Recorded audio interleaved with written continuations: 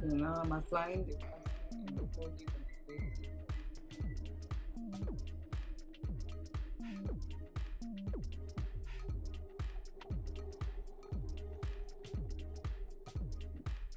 So this mixture is good for those who have oily skin, like me. I have oily skin, so it's good.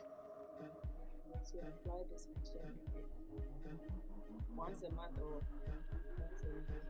For those who have sensitive skin, you have to try it on your hands before you apply it on your face. I have some dark spots on my face, so because of the toothpaste, you need to get out of them.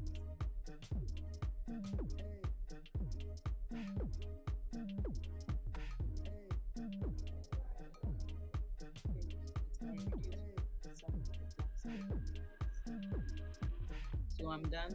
You have to leave it on your face for 3 to 5 minutes before you wash it with warm water. So guys, I'm going to wash it and come with a final look. This is the final look, guys. It really works because this is not a face I started with. It really works. It really works. So guys, let me know what you think, and if you are new here, subscribe to my channel.